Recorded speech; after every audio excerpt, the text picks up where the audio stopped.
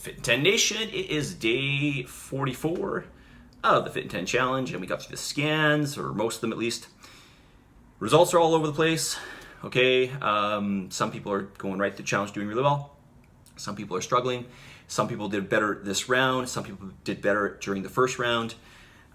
You should be making a steady amount of progress. If anything, you should be seeing more progress as the challenge goes on.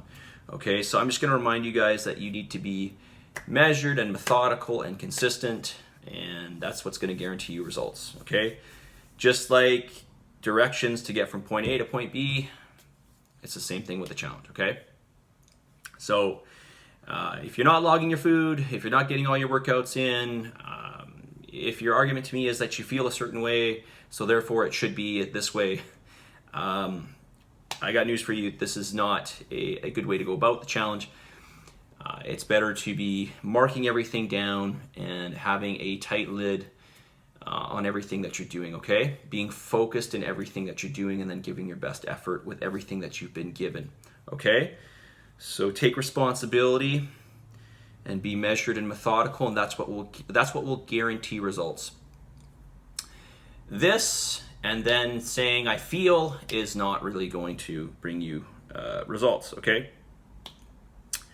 And I don't try to say that in any demeaning fashion. It's just a reality. Most people come to me and they do say to me, I feel this way. Okay, show me the evidence though, okay? The evidence is what will give us a better idea. All right, questions here.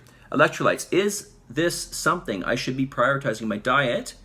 With this amount of exercise, I have been forgetting to do this.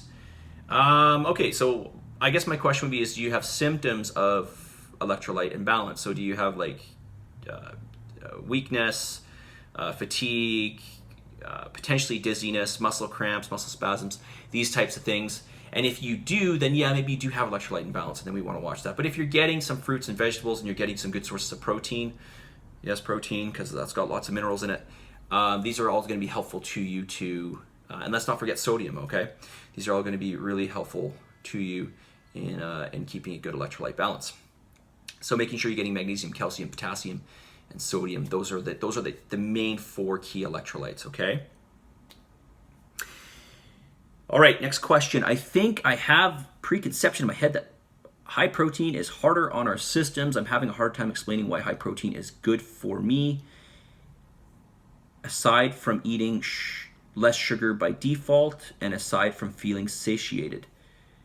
You have a hard time explaining. Okay, I'm not sure who you're trying to explain this to. Maybe your friends or something.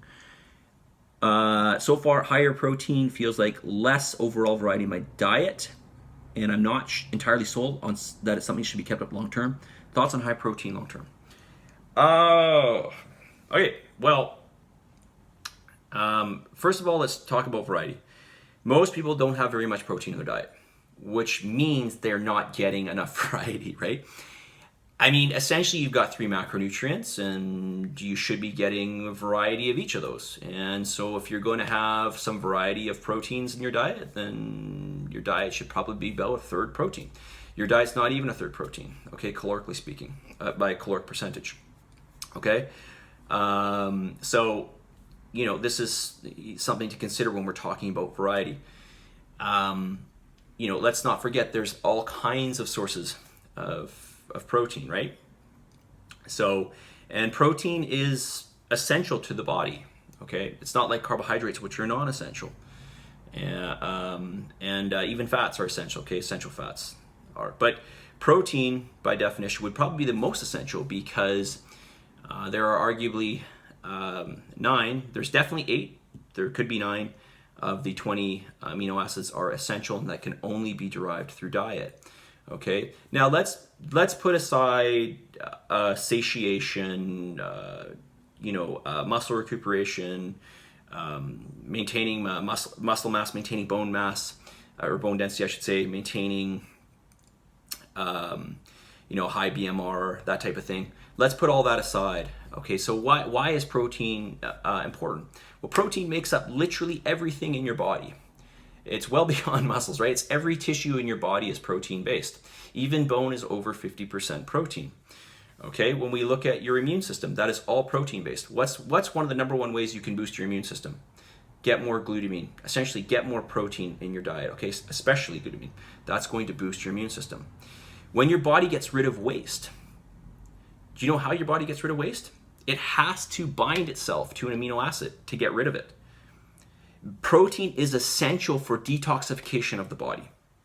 Protein is essential for that. You cannot detoxify without protein in your body, okay? Your gut lining, which is arguably the most important barrier for, I mean, this is where, you know, it's part of the tube in your body, right? And that's where it's absorbing things in and out of your bloodstream. That's a very, very important role.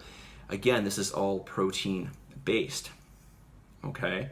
Every reaction in your body, every enzyme is protein based. Okay, so reactions that allow us to do things that allow our body to maintain itself, maintain all these like homeostatic measures, they're all protein based. So where is this protein going to come from if it's not coming from your diet? I have no idea. So this, I don't quite know where you have this idea that it's hard on your body. If anything, people are not eating enough protein. And I'm just saying this, forget about people working out. I'm just saying this in general, right? It makes absolutely no sense to me. It is the most essential nutrient probably out of any of the macronutrients. Well, you need essential fats as well, okay, for survival. But, you know, we all know what happens if you don't eat protein, right? People get very, very sick. They get all kinds of health problems. Okay, you can cut carbs out of your diet. You're not going to get sick. You're going to be completely fine. I'm not suggesting that you do that. I'm just saying. So if you want to make an argument for something, you could make an argument for carbohydrates. You certainly cannot make the argument for protein. Protein is essential for human health. Okay, so I would encourage it always, right? From day one to the end of your days. Okay, for your health, beyond muscle mass, beyond strength, beyond, you know, weights and athletics, for your health, for your immunity, okay? For your overall general health, I would make sure that you get enough protein, okay? I think I've probably said enough about that. Okay, message of the day. Measured and methodical over time will get you to where you want to be. And this is just a reality. Closing your eyes, going by feeling, doesn't matter, forget about the challenge. Going through anything, trying to achieve anything in your life and just going by feel is highly unlikely that you will achieve it. You need to have a plan, and then you need to attack that plan of action. And it's not so much that that plan is perfect. It's that when you follow the plan and you can see that perhaps, okay, I'm doing everything in the plan and maybe it's not working for you, well, then you know where you stand, and then more changes can be made based off of that. But if you don't even know where you stand because you don't really know what you're doing, even though you might claim that you do, but you don't have anything written down, you don't know where to turn, okay? It's just like directions on a map. If you can't tell me where you're at exactly right now, I can't give you further directions, okay? So, you know, well, you might feel annoyed, or you might feel like it's too much work for you. It is the reason I have it in this challenge the way I do is as an assured way to get you to where you need to be, okay? Didn't say it was easy, although I don't think it's hard, but apparently it's hard. But you know what? I'm just gonna say it. I'm not just speaking to you, I'm talking to all of us. We're spoiled. We have everything. You know, people that come from a different background, that grow up with very little, they would never complain about something like this, right? They would never claim that this was hard.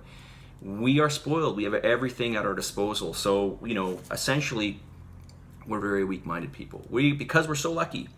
But it's truth, though. You know, ask Martina. Martina's from Cameroon, which is a very poor country. A lot of people there they don't even have like regular running water or access to like, you know, a toilet or light. And they are some of the happiest people. They are some of the happiest, most joyful people you'll ever meet. So, you know, very, very strong-minded people. So, coming back to what I'm saying, be measured, be methodical, don't go by the way you feel. if you're measured and methodical and of course consistent, you will be on a much better path to getting to where you need to be, okay? That's all I'm gonna say about that, all right? Positive energy, positive vibes, submit, commit, believe in yourself, and give some friggin' gratitude, okay? Give some gratitude, be thankful for everything you have. We have access to so many things that virtually almost everybody else in the world does not have, okay? This challenge is not hard. I'm just gonna tell you straight up, this challenge is not hard. In the grand scheme of life and what most people have to go through, this challenge is not hard, okay?